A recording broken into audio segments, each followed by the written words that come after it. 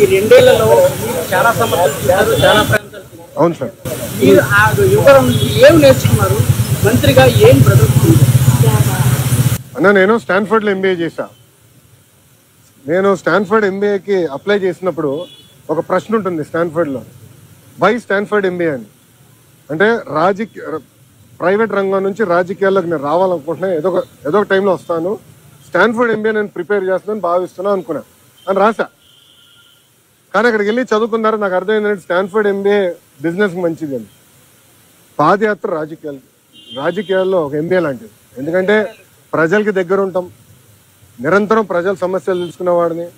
So ఇప్పుడు ఎవరన్నా నాకు అర్జీ ఇచ్చినా, నన్ను ఎవరైనా కలిసినా, ఒక మెసేజ్ నాకు వచ్చినా, తన వెనకాల ఎంత కష్టం ఉందో నాకు ఇప్పుడు అర్థం చేసుకోగలుగుతాను. సో యువగలం పాదయాత్రలో కూడా నేను అనేక హామీలు ఇచ్చాను, ఒక్కొక్క హామీ నిలబెట్టుకుంటూ వెళ్తున్నాను. ఇచ్చిన ప్రతి హామీ నేను నిలబెట్టుకున్నాను, దాంట్లో ఎలాంటి సందేహం లేదు.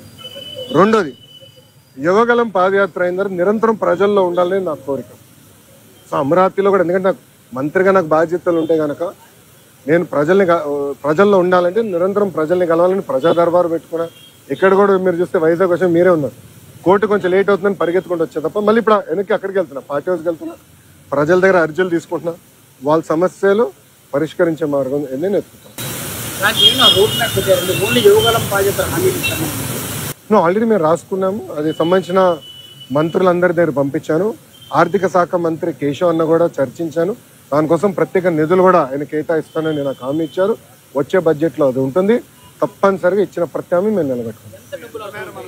ఎస్టిమేట్స్ అని మార్చి వరకు వస్తుంది.